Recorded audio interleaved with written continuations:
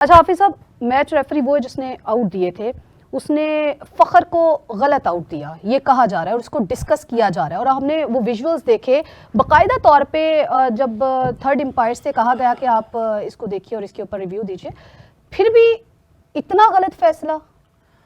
देखिए, एक बात यह है कि पाकिस्तान के मैच हारने के बाद और 10 ओवर्स में 90 से ज़्यादा रन करने के बाद ये आउट गलत है या दुरुस्त है, ये बेमानी हो जाता है। और जब आप इतनी ख़राब क्रिकेट खेल रहे हो और उसके बाद, सॉरी मैं आपकी बात काट रही हूँ, बेमानी हो जाता है, लेकिन अगर वो आउट ना दिया जाता तो कहीं ना कहीं हम 200 तक तो पहुंच जाते ना। बात तो सुन लेना, मैंने तो अभी बात ही शुरू की है। वही अर्ज़ कर रहा हूँ कि बेमानी इस तरीके से हो जाता है कि जो काम फ़खर ने करना था वो कर गया, जो काम फ़खर ने करना था वो 10 ओवर्स में हो गया था। ठीक है, अब बेमानी इसलिए है कि ये नॉन इशू है। जब फ़खर को आउट नहीं दिया जाता था, क्या उस वक्त फ़खर आउट नहीं होता था? उस वक्त भी होता था। तो असल मसला ये है कि अब अगर वो आउट अंपायर ने या थर्ड अंपायर ने दिया है, वो थर्ड अंपायर कौन लगाता है? कौन लगाता है? उनको कंट्रोल कौन करता है? तो करे पाकिस्तान के लोग बात जाके फिर उसके बारे में। ठीक है, उनका तो ये ख्याल है नहीं नहीं ये ऐसे ही हो जाता है। तो लोगों को क्लैरिटी होनी चाहिए उनके दिमागों में कि ये चीज़ें ऑपरेट कहाँ से हो रही हैं। ठीक है, अब आ जाएं उसके आउट के ऊपर।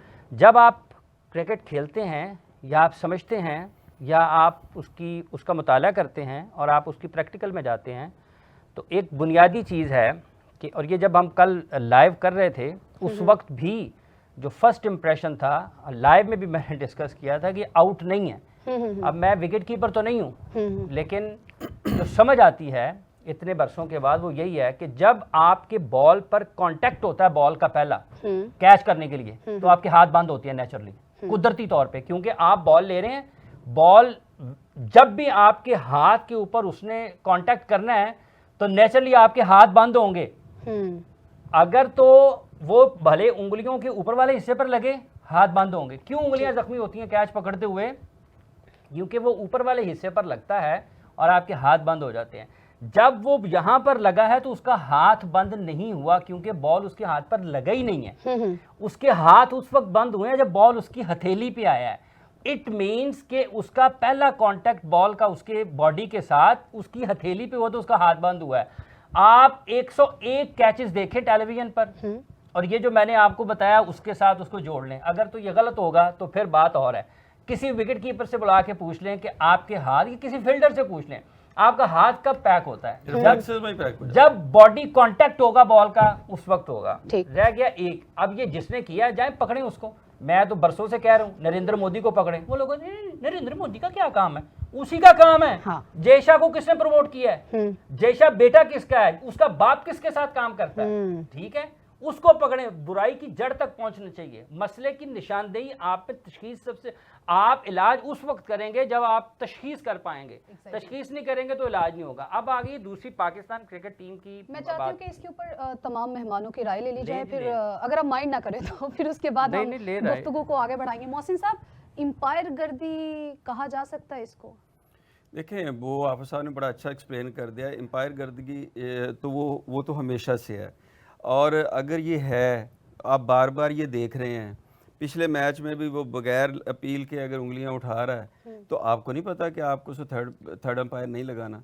अच्छा, इसमें एक फ़ैसले को हम बजाय इसके ना, हम जिस तरह हाफिज साहब ने कहा रूट कॉज पे जाएं आप। हमें आज के दिन ये बात करनी कि किसने कितना स्कोर किया, किसने कितने रन्स किए, किसने कितने आउट किए, ये करने की बिल्कुल ज़रूरत नहीं है, क्योंकि हम इस वजह से हार नहीं रहे।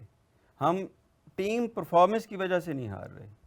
देखिए, एक कमज़ोर कम्बिनेशन जो होता है, जो कमज़ोर टीम है वो अच्छे कम्बिनेशन के साथ जीत जाती है, और एक अच्छी टीम अपने बेतरतीब कम्बिनेशन से हार जाती है।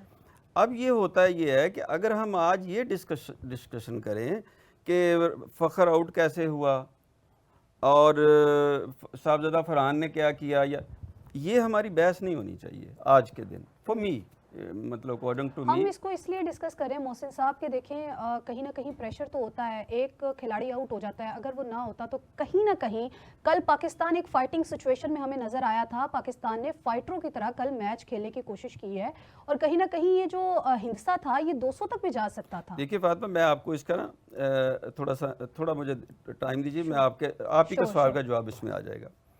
आप ये देखिए कि जिस तरफ आप अंपायर के फैसले की तरफ कर रही है ना इशारा, वो ये है कि अल्टीमेटली वही रन रेट ही होना था, वो साहबजादा फरहान खेल रहा हो या फ़खर खेल रहा हो या साइम खेल रहा हो।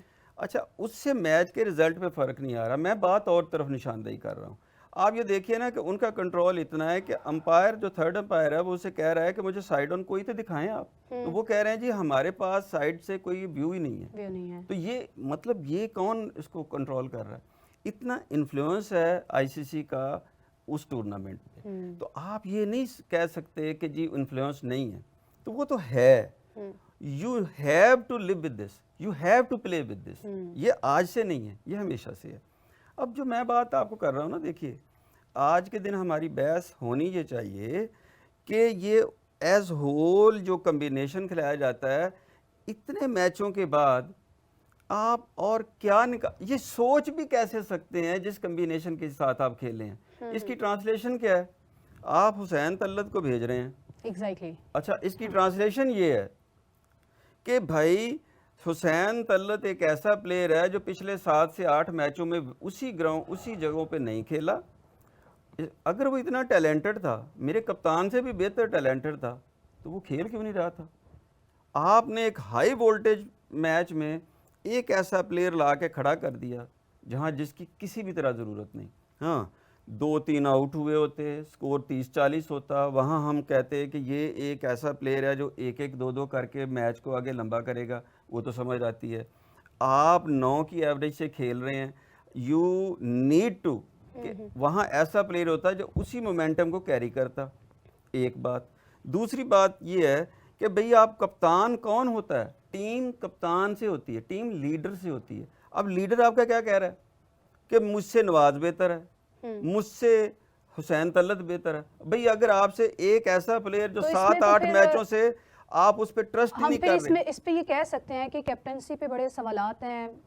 देखिए उन्होंने किस तरह से ऐसे डिसीजंस लिए हैं। मोहम्मद नवाज को लेके गए एज अ ऑलराउंडर, बिल्कुल ऐसे ही है। तो तलत को हम लेके गए एज अ ऑलराउंडर। मैं ये कह रहा हूँ कि तो तलत को हसन आप नवाज से लेके हम गए लोगों ने ना? बॉलिंग नहीं कराई। नहीं, ये तो आप दूसरी। पहले मुझे इस चीज़ का जवाब दे दें कि हुसैन तल्लत अगर आप वहाँ पे 14-15 दिन पहले गए थे, ट्राई नेशन आपने खेली, क्यों खेली थी? उसका एक मकसद ये था कि आप अपने मुख्तलिफ कम्बिनेशंस को टेस्ट कर लें। हुसैन तल्लत तो एक ऐसा प्लेयर था जो टेस्ट के काबिल भी नहीं था। यही है ना जी। आपने उन 4-5 मैच खेले आपने, उसको कहीं टेस्ट किया आपने? एक दिन वन फाइन मॉर्निंग आप समझते हैं कि हुसैन तल्लत बाबरा वो हमारा इसका मतलब ये हुआ कि सलमान अली आगा बहुत से से भी बेहतर ऐसे है। फैसले हैं जिनके ऊपर भी क्वेश्चन जो है वो रेज हो रहा है।